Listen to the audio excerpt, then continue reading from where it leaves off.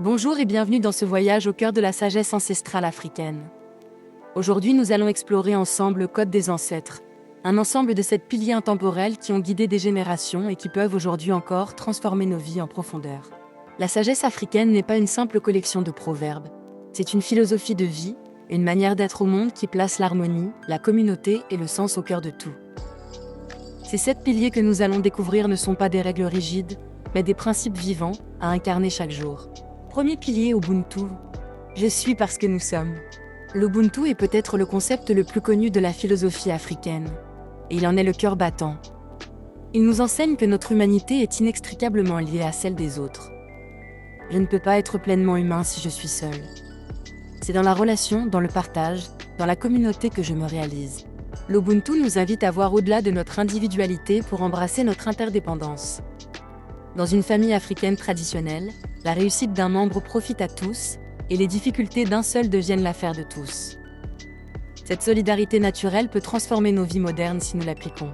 Cultiver l'empathie, offrir notre aide sans attendre de retour, célébrer les succès des autres comme les nôtres, voilà comment l'Ubuntu peut guérir notre solitude et enrichir notre existence.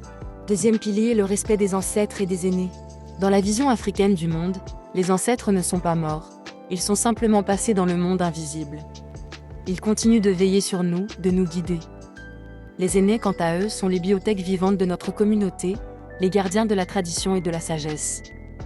Les honorer, c'est honorer nos racines, notre histoire, et le pont qu'ils représentent entre le passé et le futur. Ce respect se manifeste par l'écoute attentive de leurs conseils, la consultation avant les grandes décisions, et la transmission de leurs enseignements aux générations suivantes. Même si nous vivons loin de nos familles, nous pouvons nous reconnecter à nos ancêtres en étudiant notre histoire familiale, en préservant leurs traditions et en puisant dans leurs forces pour surmonter nos défis actuels. Ils sont nos racines invisibles qui nous nourrissent. Troisième pilier, l'harmonie avec la nature. La nature n'est pas une ressource à exploiter, mais une mère nourricière, une entité sacrée avec laquelle nous devons vivre en harmonie. Chaque arbre, chaque rivière, chaque animal a un esprit et une place dans le grand tout. En nous reconnectant à la nature, nous nous reconnectons à notre propre nature profonde, à notre essence. Cette harmonie se cultive par l'observation respectueuse des cycles naturels, le soin apporté aux plantes et aux animaux, et la gratitude pour les dons de la terre. Même en milieu urbain, nous pouvons retrouver ce lien sacré en marchant pieds nus sur l'herbe, en contemplant le ciel étoilé, en prenant soin d'un jardin ou même d'une simple plante. La nature nous enseigne la patience, la résilience et l'interconnexion de toute vie. Quatrième pilier, la puissance de la parole. La parole est créatrice. Dans de nombreuses traditions africaines, la parole a le pouvoir de donner vie, de guérir ou de détruire. C'est pourquoi les mots sont utilisés avec une grande précaution. Les contes, les mythes, les proverbes ne sont pas de simples histoires, ce sont des outils de transmission de la connaissance, des leçons de vie qui façonnent l'âme. Comprendre la puissance de la parole nous invite à parler avec bienveillance, à tenir nos promesses et à utiliser nos mots pour élever plutôt que pour détruire. Les griots africains savaient que leurs récits pouvaient transformer les cœurs et guider les actions. Nous aussi, nous pouvons utiliser cette puissance à travers les affirmations positives, les encouragements sincères et les conversations qui nourrissent l'âme. Nos paroles créent notre réalité. Cinquième pilier, la conception cyclique du temps. Contrairement à la vision linéaire occidentale, le temps en Afrique est souvent perçu comme un cycle. Il n'y a pas de début ni de fin absolue, mais une succession d'événements qui se répètent, de saisons, de cycles de vie et de mort. Cette vision nous apprend la patience, l'acceptation, et nous invite à vivre pleinement le moment présent, car c'est là que se rencontrent le passé et l'avenir. Cette perception cyclique nous libère de l'urgence constante et de l'anxiété du temps qui passe. Elle nous enseigne que chaque fin est un nouveau commencement, que les épreuves passent comme les saisons, et que la sagesse se construit dans la répétition et l'expérience. Adopter cette vision nous permet de cultiver la patience, d'accepter les rythmes naturels de la vie et de trouver la paix dans l'impermanence. Sixième pilier, la force de la résilience. L'histoire du continent africain est marquée par des épreuves d'une immense dureté.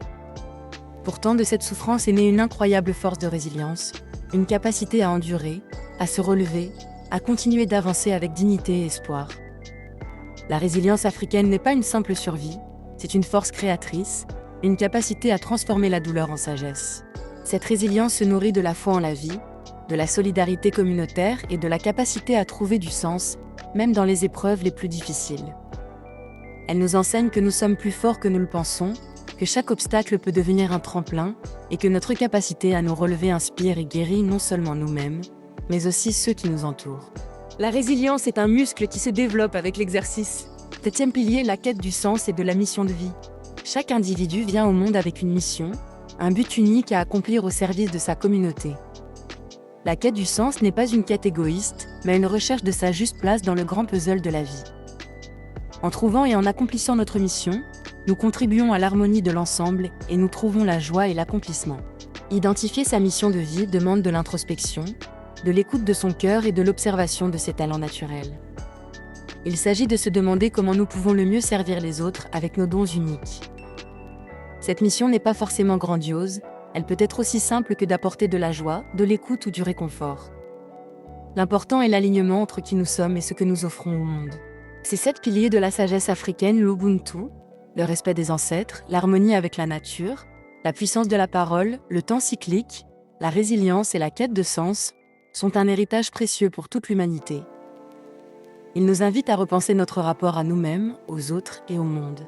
En intégrant ces principes dans nos vies, nous pouvons trouver plus de paix, plus de sens et plus de connexion.